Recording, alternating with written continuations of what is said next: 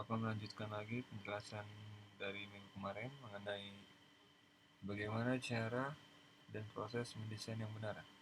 Nah, lanjutannya yang pertama adalah proses perancangan desain grafis.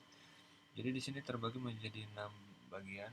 Yang pertama adalah merencanakan konsep, lalu pemilihan media, idea, data, visualisasi, dan ke proses produksi. Jadi proses pertama dalam merancang sebuah karya desain grafis itu yang pertama kita harus memikirkan konsep. Jadi karya kita ini seperti apa, temanya ini seperti apa, menggunakan warna dan sebagainya. Lalu yang kedua ada pemilihan media. Jadi medianya yang kita mau kita gunakan itu yang seperti apa, apakah media cetak atau media elektronik, ini harus dipikirkan juga. Lalu ada ide, lalu data, pengumpulan data atau riset untuk karya kita agar lebih terlihat kekinian juga, terlebih terlihat elegan, jadi nggak terlihat kaku-kaku banget. Lalu ada visualisasi. Nah, kita menggunakan software itu apa software untuk vektor atau layouting atau untuk manipulasi foto. Lalu yang terakhir adalah eksekusi, yaitu bagian produksi. Nah, lalu apa aja sih komponen desain grafis itu? Jadi komponen desain grafis itu ada 6 bagian. Yang pertama ada garis atau line, lalu ada shape atau bentuk, warna, tekstur atau cahaya, ilustrator gambar, huruf atau tipografi, dan terakhir ada ruang.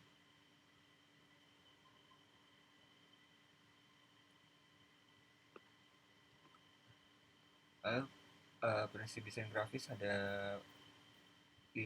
Yang pertama ada keseimbangan, penekanan, proporsi, irama, dan kesatuan. Penjelasan lebih rincinya adalah keseimbangan atau balance.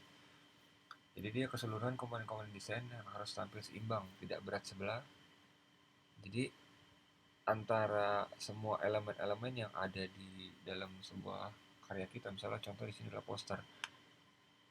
Jadi dia itu antara kanan kirinya itu seimbang, nggak kanan lebih banyak yang kiri sepi. Jadi yang seperti contoh di gambar ini, mereka si desainernya ini memposisikan semua objek itu di tengah.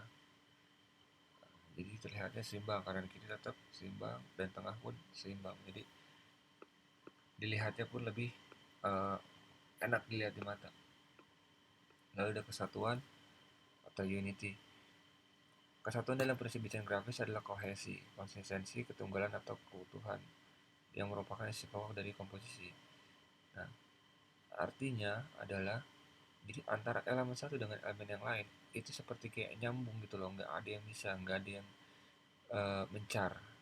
Nah, contohnya dari yang ada di gambar, dari pemilihan warna, font, huruf, lalu ada gambar. Jadi antara gambar yang tengah-tengah yang ada di gambar ini dengan yang gambar di bawah itu dia seperti kayak ada perantara. Jadi gambar terus kayak agak-agak ngeblur, baru bawahnya latar background putih.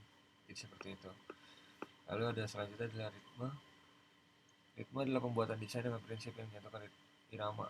Bisa juga berarti pengulangan atau variasi pada dari komponen desain grafis. Nah, yang dimaksud ritme adalah ini kan udah ada gambar asap satu, lalu diikuti dengan asap lainnya yang berbeda-beda warna diselang-seling, misalnya kuning, putih, putih. Nah, inilah pengulangan, inilah yang disebut dengan sebuah ritme dalam desain grafis. Nah, penekanan atau empasis. Setiap bentuk desain ada hal yang perlu ditonjolkan lebih dari yang lain. Nah, jadi ada pesan-pesan penting yang memang berbeda dengan pesan-pesan yang lainnya dalam sebuah karya desain grafis, contoh poster. Di sini, kata-kata pesona Jogja dibuat lebih besar dari tulisan-tulisan lainnya dan di style hurufnya dibuat berbeda. Jadi orang ketika baca melihat sebuah poster ini, maka yang pertama kali dia lihat adalah tulisan ini, pesan penting yang memang sengaja ditonjolkan oleh si desainer tersebut. Ada proporsi. Jadi proporsi dapat diartikan sebagai perubahan ukuran size tanpa perubahan panjang lebar. Sehingga dengan perubahan proporsi sering terlibat distorsi. Jadi kayak ini proporsinya pas. Jadi antara satu elemen dengan elemen yang lain pas. Nah, elemen yang pesan yang paling penting dari karya ini adalah intinya tuh untuk menyelamatkan bumi. Cartridge kosong. Jadi ini ada sebuah cartridge dan buminya ini dibuat sangat besar dengan logo yang dengan mimik wajah yang sedih atau menangis. Jadi proporsi antara gambar pesan penting dengan pesan-pesan yang lain mendukung itu pas, nggak ada yang uh, pesan pentingnya yang nggak tidak terlalu terbaca jelas atau pesan-pesan mendukungnya yang tidak sengaja ditampilkan. Nah, ini adalah contoh beberapa contohnya, uh, seperti membuat poster, brosur, banner, dan sebagainya. Oke, sekian dari Bapak. Apabila ada yang masih kurang jelas, boleh silakan ditanya.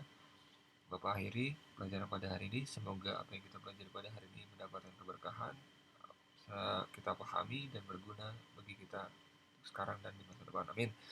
Selamat pagi, sampai berjumpa kembali.